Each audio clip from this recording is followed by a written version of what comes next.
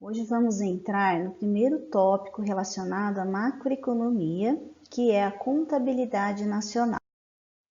A contabilidade nacional também é chamada de contabilidade social e é a maneira de medir todas as transações de bens e serviços que compõem a vida econômica de uma nação. Ela mostra todas as operações efetuadas pelos agentes econômicos em um determinado período de tempo. Lembrando, agentes econômicos são as famílias, comunidades consumidoras, as empresas, comunidades produtoras, o governo federal, estadual e municipal e o resto do mundo, que são os agentes econômicos residentes no exterior. A contabilidade nacional, ela vai mostrar o desempenho global de uma economia em termos quantitativos e também fornece os meios para a análise do conjunto da economia de uma sociedade. Para se medir a produção realizada em um setor econômico, primeiro deve-se estabelecer o período de tempo para medir o total de bens e serviços produzidos. Este período de tempo, considerado atualmente, é de 1 ano. Depois, deve-se estabelecer a unidade de medida utilizada, pois os produtos são medidos em diferentes unidades. Por exemplo, podem ser medidos em arrobas, quilowatts, quilos, em unidades, e é importante que os valores estejam em unidades monetárias, ou seja, em termos do seu preço. Então, após se definir a unidade de medida, deve-se transformar esses valores das unidades de medida para unidades monetárias, para que fique numa mesma variável e possa ser comparado. O terceiro passo é estabelecer a ótica segundo a qual a atividade econômica pode ser examinada e medida, ou seja, se vamos utilizar a ótica do produto ou a ótica da renda, que nós vamos ver na sequência o que significa. Ótica do produto considera o preço e a quantidade produzida dos bens e dos serviços voltados para o consumo final. Por exemplo, para produzir uma mesa de madeira, são utilizados muitos bens e serviços, como madeira, serra, lixadeira, verniz, entre outros. Esses bens e serviços não são computados no cálculo do produto da economia, pois são bens e serviços intermediários. Segundo essa ótica do produto, apenas o número de mesas produzidas multiplicada pelo seu preço entrará no cálculo, evitando o problema da dupla contagem, já que os preços dos bens e serviços intermediários, como madeira, serra, entre outros, já estão incluídos no preço do produto final, que no caso de nosso exemplo é a mesa. Quando pensamos na ótica da renda, devemos somar todas as remunerações feitas aos recursos produtivos durante um determinado período de tempo. Quais são essas remunerações? São os salários pagos aos trabalhadores, os aluguéis, que é pago ao proprietário, juros, que são pagos ao dono do capital, e os lucros, que são pagos ao empresário. Assim, podemos dizer que as receitas ou o produto da economia são totalmente utilizadas para a remuneração dos recursos produtivos. Como a renda é a remuneração de recursos produtivos, podemos dizer que a renda é igual ao produto. Podemos chegar a essa conclusão considerando o sistema econômico simples, composto apenas de empresas e consumidores. Neste caso, não estão sendo considerados o setor público, que se relaciona a impostos e taxas, e nem o resto do mundo, ou seja, importação e exportação de bens e serviços. Além disso, para que a igualdade renda e produto seja verdadeira, é necessário que as pessoas gastem toda a sua renda na aquisição de bens e serviços, ou seja, não façam nenhuma poupança. Os agregados macroeconômicos ajudam a entender o comportamento da economia como um todo e auxiliam no estudo e acompanhamento da evolução do sistema econômico ao longo do tempo. Os principais agregados macroeconômicos são o Produto Interno Bruto, conhecido como PIB, o Produto Nacional Bruto, o Produto Nacional Líquido, a renda nacional, a renda pessoal e a renda pessoal disponível. Então, nós vamos falar de cada um desses agregados aqui na sequência. O PIB é o valor de mercado de todos os bens finais produzidos durante um determinado período de tempo, por exemplo, um ano ou um trimestre, em uma determinada região, por exemplo, um país ou um estado. Ou seja, é o preço de mercado multiplicado pela quantidade de todos os bens e serviços produzidos na economia. O PIB é um importante indicador da atividade econômica de uma região, pois representa o produto da economia. Aqui, neste gráfico, podemos observar um histórico do PIB do Brasil de 2009 a 2019. Então, podemos observar que quando a coluna está em vermelho, nós tivemos um valor negativo desse produto interno bruto.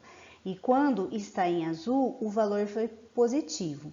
Notamos aqui, que no ano de 2015 e 2016, ele foi negativo, né? E voltou a subir em 2017, 2018 e 2019. Em 2020, no primeiro trimestre, a economia havia tido um desempenho negativo de 1,5% e entrou em recessão técnica. Nós estamos em um momento de pandemia e muito desse resultado negativo do PIB se deu a essa retração econômica que tivemos no ano passado. No segundo trimestre de 2020, o PIB caiu ainda mais, foi de 9,6% negativo. Já no terceiro trimestre, ele subiu 7,7% e o país saiu da recessão técnica. O melhor desempenho neste trimestre foi com as atividades financeiras de seguro e serviços relacionados, com um crescimento de 6% em relação ao mesmo trimestre de 2019. Eletricidade e gás, água, esgoto e atividades de gestão de resíduos teve um crescimento de 3,8%. As atividades imobiliárias e o comércio de 2,7%, agropecuária 0,4% e as indústrias extrativas de 1%. O próximo agregado econômico que vamos estudar é o Produto Nacional Bruto.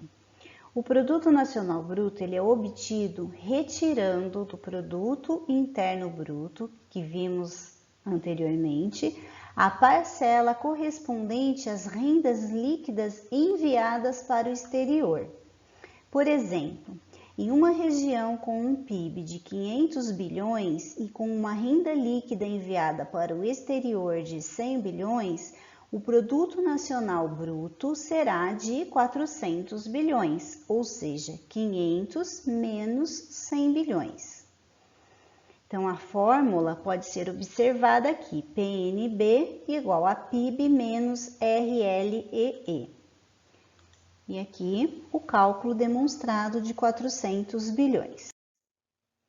O Produto Nacional Líquido é o Produto Nacional Bruto que acabamos de calcular, menos a parcela correspondente à depreciação. Continuando o exemplo anterior, em uma região com um Produto Nacional Bruto de 400 bilhões, as máquinas e equipamentos apresentaram uma depreciação de 50 bilhões. Assim, o Produto Nacional Líquido será igual a 400 bilhões menos 50 bilhões, ou seja, o PNL será de 350 bilhões.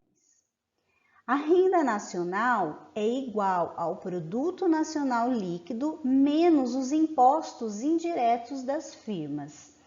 Do exemplo anterior, na região com um produto nacional líquido de 350 bilhões, os impostos indiretos das firmas somaram 40 bilhões. Assim, a renda nacional será igual a 310 bilhões. A renda pessoal, ela é igual à renda nacional menos lucros retidos pelas empresas, menos impostos diretos sobre as empresas e menos outras receitas do governo, como, por exemplo, a contribuição previdenciária, o Fundo de Garantia por Tempo de Serviços, entre outros, mais as transferências governamentais, que seriam as aposentadorias, seguros-desempregos, entre outros. A renda pessoal, ela é igual à renda familiar. Através do conceito de renda familiar, podemos também definir a renda pessoal disponível, que é igual à renda pessoal menos o imposto direto sobre a família. Continuando o exemplo anterior, a região com uma renda nacional de 310 bilhões, os lucros retidos pelas empresas e os impostos diretos sobre as empresas somaram, respectivamente, 20 e 10 bilhões. Já outras receitas do governo são de 5 bilhões, as transferências governamentais de 15 bilhões e os impostos diretos sobre as famílias são de 25 bilhões. Assim, a renda pessoal será igual a 310 menos 20 menos 10 menos 5 mais 15, que dá um total de 290 bilhões. E a renda pessoal disponível, nós vamos subtrair desse valor os impostos diretos sobre as famílias. Então, chegando num total de 265 bilhões. Através dos agregados macroeconômicos, é possível avaliar o papel do governo, do setor externo e das empresas na economia. Eles permitem ter uma ideia aproximada do progresso do país ao se observar as taxas de crescimento do produto. Eles não revelam de que forma o produto é distribuído entre os habitantes do país, ou seja, uma economia pode apresentar altas taxas de crescimento e isso não ser distribuído igualmente entre as pessoas. Exemplo disso ocorre na China nos últimos anos. O país apresentou um dos mais altos índices de crescimento econômico, mas esse crescimento não foi distribuído igualmente entre a população. Resumidamente, podemos dizer que a contabilidade nacional tem se mostrado útil para analisar o funcionamento do sistema econômico como um todo. Os agregados macroeconômicos são importantes indicadores para avaliar o papel do governo, por exemplo, analisando o papel dos impostos pagos por pessoas e empresas, ou também do setor externo, como, por exemplo, comparando a renda enviada e recebida do exterior, e também das empresas na economia, como, por exemplo, analisando o produto gerado pela economia, que é o PIB. Por hoje é só e até a próxima aula.